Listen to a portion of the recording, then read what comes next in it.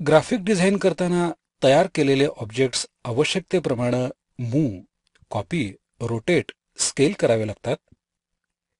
या लेसनमध्ये आपण या क्रिया कशा करायच्या ते पाहणार आहोत. प्रथम काही रेक्टँगल, सर्कल असे ऑब्जेक्ट्स ड्रॉ करून घ्या.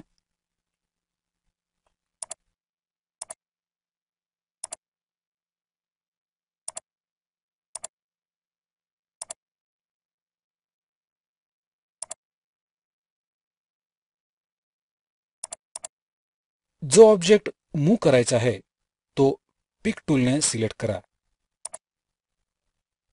सिलेक्टेड ऑब्जेक्टच्या भोवती हँडल्स दिसत आहेत. या ऑब्जेक्टच्या आत कर्सर नेताच त्याचा आकार बदललाय. हा ऑब्जेक्ट आता मूव्ह मोडमध्ये आहे. या बदललेल्या कर्सरनं ड्रॅग करून ऑब्जेक्ट हव्या त्या दिशेला मूव्ह करा.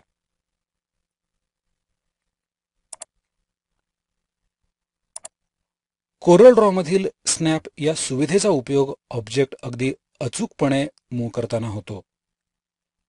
आता आपण हा सर्कल मूव्ह करू. सर्कलचा सेंटर पॉइंट या रेक्टँगलच्या वरच्या मिड पॉइंटला म्हणजे त्याच्या मध्यबिंदूवर आणून ठेवायचा आहे. प्रथम पिक टूलनं सर्कल सिलेक्ट करा. कर्सर सर्कलच्या सेंटर पॉइंटवर न्या. तिथं ब्लू कलरमध्ये सेंटर असं लिहिलेलं आहे. हा सेंटर पॉइंटचा स्नॅप आहे. सर्कल ड्रॅग करून रेक्टँगलच्या एका कॉर्नरवर न्या. तिथं नोड असं लिहिलेलं आहे. हा नोड या पॉइंटचा स्नॅप आहे.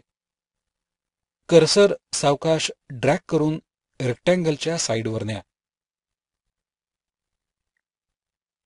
एज या स्नॅपमुळं कर्सर रेक्टँगलच्या साईडवर असल्याची माहिती आपल्याला इथं दिली जात आहे.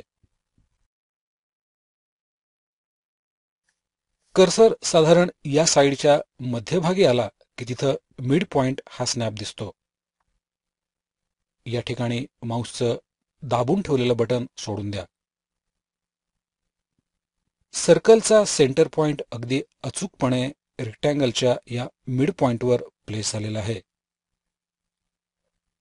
कोरल ड्रॉ मधील स्नॅप या सुविधेच्या वापरामुळे हे काम अगदी बिनचूक झालेलं आहे. कोरल ड्रॉ मध्ये node, intersection, mid point, quadrant, tangent, perpendicular, edge, centre, text baseline असे विविध स्नॅप्स वापरता येतात. हे स्नॅप आवश्यकतेप्रमाणे ऑन किंवा ऑफ करता येतात. त्यासाठी मेनूबारमधील टूल्स या मेनूवर क्लिक करा. त्यातील ऑप्शन्स या टूलवर क्लिक करा. ऑप्शनसाठी कंट्रोल-J हा कीबोर्ड शॉर्टकट आहे. ऑप्शन्स या नावाचा डायलॉग बॉक्स ओपन झालेला आहे. त्यात वर्कस्पेस या ग्रुपमधील स्नॅप टू ऑब्जेक्ट्स हे ऑप्शन सिलेक्ट करा. डायलॉग बॉक्समध्ये उजव्या बाजूला स्नॅपच्या सेटिंग्ज आहेत. त्यातील ऑप्शन्स आवश्यकतेप्रमाणे बदला. शेवटी ओके या बटनवर क्लिक करा. कोरल ड्रॉ युजर इंटरफेसमध्ये स्टँडर्ड टूलबारमध्ये स्नॅप टू या नावाचं टूल आहे. त्यातूनही स्नॅप सुविधा ऑन किंवा ऑफ करता येते.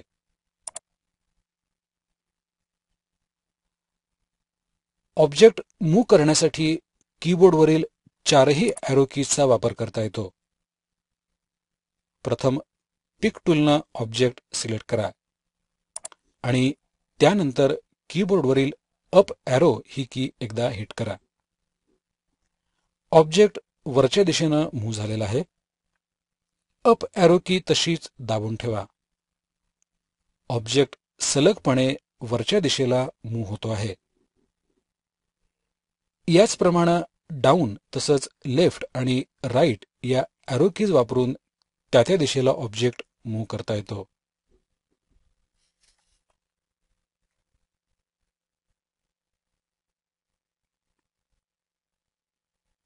ॲरो कीज वापरून ऑब्जेक्ट मूव्ह करताना एका हिटमध्ये ऑब्जेक्ट किती मूव्ह केला जावा हे आपण ठरवू शकतो.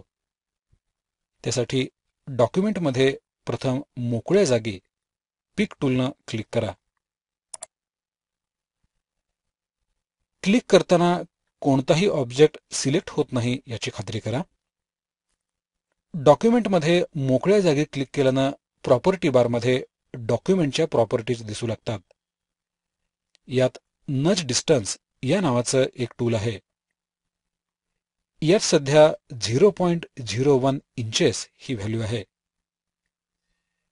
याचा अर्थ असा की ॲरो की एकदा हिट केली की ऑब्जेक्ट 0.01 इंच इतका मूव्ह होतो आहे. आपल्या आवश्यकतेप्रमाणे ही संख्या बदलता येते. कोरल ड्रॉमध्ये सुपर नज आणि मायक्रो नज अशा आणखी 2 सुविधा उपलब्ध आहेत. सुपर नज आणि मायक्रो नज यांचा वापर करण्यापूर्वी प्रथम त्यांच्या सेटिंग्ज करून घेऊ. कोरल ड्रॉ इंटरफेसमध्ये असलेल्या रुलरमध्ये डबल क्लिक करा. ऑप्शन्स हा डायलॉग बॉक्स ओपन झालेला आहे. ऑप्शन्स डायलॉग बॉक्समध्ये डॉक्युमेंट या ग्रुपमधील गाईडलाईन्स या सब ग्रुपमधील रुलर्स हे ऑप्शन सिलेक्ट करा. डायलॉग बॉक्समध्ये उजव्या बाजूला नज, सुपर नज आणि मायक्रो नजसाठी सेटिंग्ज करायचे आहेत. प्रथम same unit for duplicate distance, नज अँड रुलर्स हे ऑप्शन डिसिलेक्ट करा. त्याचं सिलेक्शन काढून टाका. त्यानंतर युनिट्समध्ये इंचेस ऐवजी पिक्सेल्स हे ऑप्शन सिलेक्ट करा. नज या फील्डमध्ये 2 ही व्हॅल्यू टाईप करा. सुपर नजमध्ये 10 ही व्हॅल्यू टाईप करा आणि मायक्रो नजसाठी 2 ही व्हॅल्यू टाईप करा. नजसाठी आपण 2 पिक्सेल्स ही व्हॅल्यू दिली आहे. त्यामुळं ॲरो कीजच्या प्रत्येक हिटमध्ये ऑब्जेक्ट 2 पिक्सेल्स मूव्ह होणार आहे. सुपर नजसाठी 10 ही व्हॅल्यू दिली आहे. त्यामुळं सुपर नज वापरून ॲरो की एकदा हिट केल्यानं ऑब्जेक्ट नज व्हॅल्यूच्या 10 पटीनं म्हणजे 20 पिक्सेल्स मूव्ह होणार आहे. मायक्रो नजमध्ये आपण 2 ही व्हॅल्यू दिली आहे. मायक्रो नज वापरून ऑब्जेक्ट मूव्ह करताना नज व्हॅल्यूच्या अर्ध डिस्टन्स म्हणजे फक्त 1 पिक्सेल ऑब्जेक्ट मूव्ह होणार आहे. डायलॉग बॉक्समधील ओके बटनवर क्लिक करा. आता प्रॉपर्टी बारमध्ये पहा. डॉक्युमेंटचं युनिट इंचेस हेच आहे, पण नजसाठी मात्र पिक्सल हे युनिट सेट केलेलं आहे. आता सुपर नज आणि मायक्रो नज कसे वापरायचे ते पाहू. प्रथम ऑब्जेक्ट झूम करून घ्या. त्यासाठी रेक्टँगलच्या मध्ये कर्सर घेऊन या आणि माऊसच्या लेफ्ट आणि राईट बटनमध्ये असलेल्या स्क्रोल बटनने खालच्या दिशेने फिरवा. ऑब्जेक्ट झूम झालेला आहे. पिक टूलनं ऑब्जेक्ट सिलेक्ट करा. आता एक ॲरो की हिट करा. ऑब्जेक्ट 2 पिक्सेलनं मूव्ह झालेला आहे. आता आपण नज हे टूल वापरलेलं होतं. आता आपण सुपर नज हे टूल वापरून पाहू. त्यासाठी प्रथम शिफ्ट की दाबून ठेवा आणि परत एकदा ॲरो की हिट करा. आता मात्र ऑब्जेक्ट नज व्हॅल्यूच्या 10 पट म्हणजे 20 पिक्सेलनं मूव्ह झालेला आहे. मायक्रो नजसाठी कंट्रोल की दाबून ठेवा आणि ॲरो की हिट करा. आता मात्र ऑब्जेक्ट नज व्हॅल्यूच्या अर्ध्या डिस्टन्स इतका म्हणजे 1 पिक्सेलनं मूव्ह झालेला आहे. कोरल ड्रॉमध्ये सामान्य परिस्थितीमध्ये ऑब्जेक्ट सिलेक्ट करून आणि ड्रॅग करून मूव्ह करता येतोच, पण त्यात अधिक अचूकता आणण्यासाठी स्नॅप, नज, सुपर नज आणि मायक्रो नज या सुविधा वापरता येतात.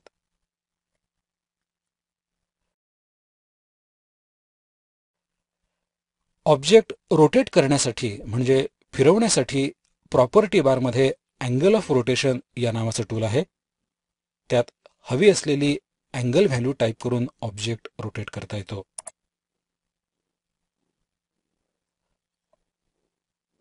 ऑब्जेक्ट फ्री हँड रोटेट करण्यासाठी ऑब्जेक्टवर क्लिक करा. हा ऑब्जेक्ट आता रोटेशन मोडमध्ये गेलेला आहे. आता ऑब्जेक्टच्या भोवती रोटेशन हँडल्स दिसत आहेत. तिथं ड्रॅग करून ऑब्जेक्ट रोटेट करा. सामान्य परिस्थितीमध्ये ऑब्जेक्ट रोटेट करण्यासाठी त्याचा सेंटर पॉइंट हा पिव्होट वापरून ऑब्जेक्ट रोटेट केला जातो. काही विशेष परिस्थितीमध्ये आपण हा पिव्होट पॉइंट हव्या त्या ठिकाणी घेऊन जाऊ शकतो. ऑब्जेक्ट रोटेशन मोडमध्ये असतानाच त्याचा पिव्होट पॉइंट ड्रॅग करून हव्या त्या ठिकाणी शिफ्ट करा. आता ऑब्जेक्ट रोटेट करा. ऑब्जेक्ट त्याच्या नवीन पिव्होट पॉइंट भोवती रोटेट होत आहे. ऑब्जेक्टचा हा पिव्होट पॉइंट अगदी ऑब्जेक्टच्या बाहेर कुठेही शिफ्ट करता येतो.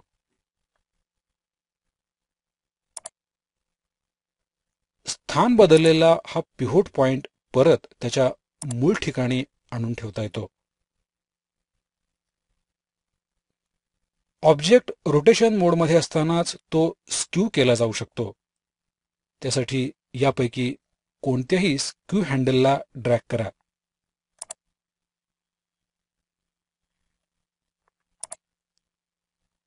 पुढच्या लेसनमध्ये आपण ऑब्जेक्ट स्केल, झूम आणि पॅन कसा करायचा ते पाहू.